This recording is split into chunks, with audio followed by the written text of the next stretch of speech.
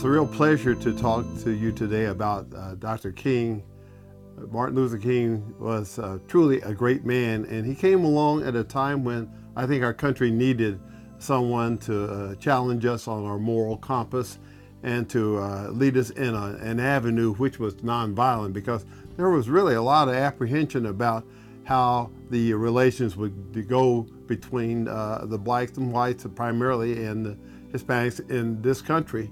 And he came along with a nonviolent message which resounded well with the community, because I think we all wanted to have better relations, but maybe we didn't know exactly how to do it. But he challenged us on our principles and where we were really committed to the American dream. And with his input into our society, we had an avenue by which to address the problems of segregation, racism, and then to come to peaceful and positive solutions. And so with his presentation of the dream, it gave us hope that things would get better. Honey, you have anything you want to say? I would just like to say that at the time that he came along, it was a time where many black men were unable to speak what he spoke. And through that, it just said, we have some hope, fairness. And I just believe that he came along at the right time. That's how I look, because I have a father who came from Mississippi, and how they had to leave Mississippi because of the way men were treated, not like men. And so when Martin Luther stood up there and said, I have a dream, and it was for all children, all people, we just wanted fairness. We wanted to be treated like everyone else. And this way, to me, he was a person who could say it, and it went throughout everywhere. The whole world got to hear that part of it. So, yes, in his speech, he was the mouthpiece for America, and he said it in such an eloquent way. I was reading the current Time magazine, the one that celebrated the 50th anniversary of the march, and it just said how he had his prepared speech, and he went with it until he got to a point where Mahalia Jackson, and all us old timers know Mahalia as being a wonderful spiritual singer. She said, Martin, tell them about the dream. Martin, tell them about the dream.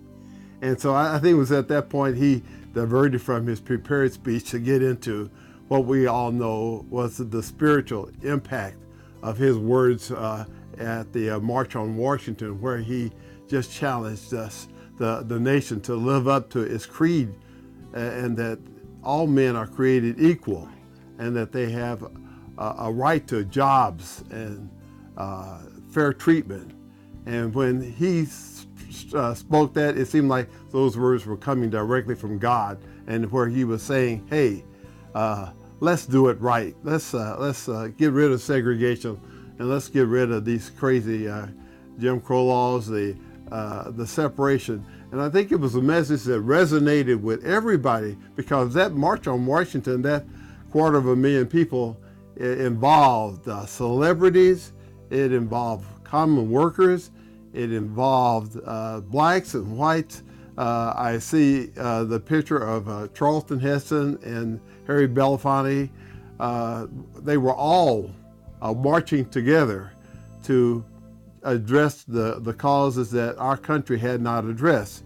And so with that, the spark began to generate towards the civil rights laws, and then the things that made our country an even greater nation. So we're so thankful to Martin Luther King, who knew that he was going to be killed at some point, but he was willing to lay down his life for that cause, so that all people, black and white, Hispanic, young and old, could march together as brothers. And it's such a beautiful thing when you recall those pictures of how well they marched together and how they joined in the cause. And so we have so much that we owe Dr. King for that. And we just appreciate the life that he lived and the tribute that he made. So we're just glad to be able to say something about him.